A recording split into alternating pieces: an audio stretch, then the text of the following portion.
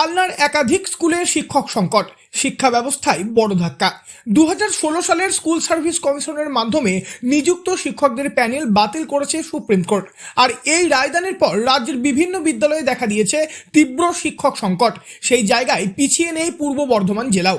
পূর্ব বর্ধমান জেলার কালনা মহকুমার চিত্র আরও ভয়াবহ।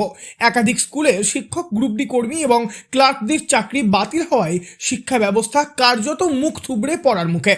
সবচেয়ে ক্ষতিগ্রস্ত কালনা মহারাজা উচ্চ বিদ্যালয়। এই স্কুলে মোট 6 জন শিক্ষকের চাকরি বাতিল হয়েছে। স্কুলের বর্তমান ছাত্র সংখ্যা প্রায় 1800। স্কুলের ভারপ্রাপ্ত প্রধান শিক্ষক রঘুনাথ মণ্ডল বলেন, ভয়ঙ্কর অসুবিধায় পড়ব, ভীষণ অসুবিধায় পড়ব। কেননা ছাত্র সংখ্যা আমি মোটামুটি বললাম 1800। তারপর সরকারি ইংলিশ মিডিয়াম বিভাগটা আছে, সেখানে কিছু আমরা নিজেরাই রেখেছি শিক্ষক শিক্ষিকা, ওটা চলে। কিন্তু এখানে পঞ্চম থেকে নবম শ্রেণী পর্যন্ত প্রত্যেকটা শ্রেণীর 3টে করে সেকশন, 15টা সেকশন, দশম শ্রেণীর 2টো সেকশন।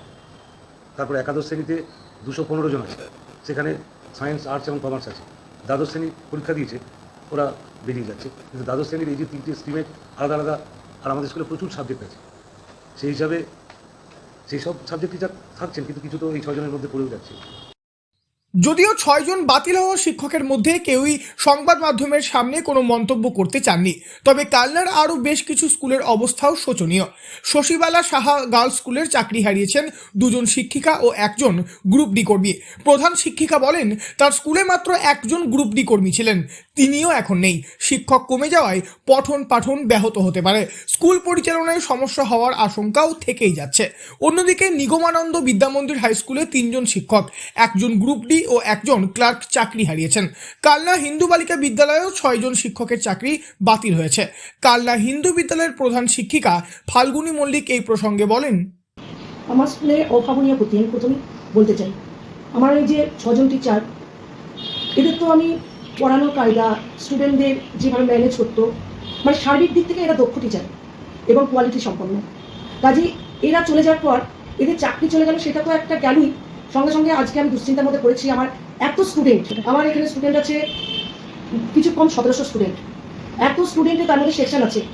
এমনি মানে ক্লাসগুলো চালনা করা আমার খুবই কষ্টকর হয়। এবার আমাদের 7ই এপ্রিল থেকে পরীক্ষা, আমাদের পুরো ব্যবস্থাটার উপর যেন একটা আঘাত পড়ে গেল।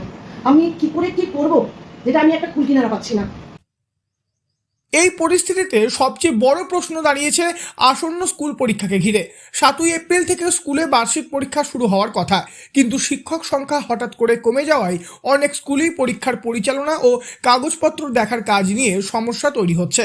এই বিষয়ে বিদ্যালয় পরিদর্শকের দপ্তরে যোগাযোগ করা হলে তিনি সংবাদ মাধ্যমের সামনে কোনো মন্তব্য করতে চাননি। অভিভাবক সহ শিক্ষক সংগঠনগুলির দাবি, এই প্যানেল বাতিলের ফলে শুধু শিক্ষক কর্মচারীরাই নন, ভুক্তভোগী হবে রাজ্যের লক্ষ লক্ষ ছাত্রছাত্রীও। পূর্ব বর্ধমান থেকে বনোয়ারিলাল চৌধুরী, লোকাল 18 বাংলা।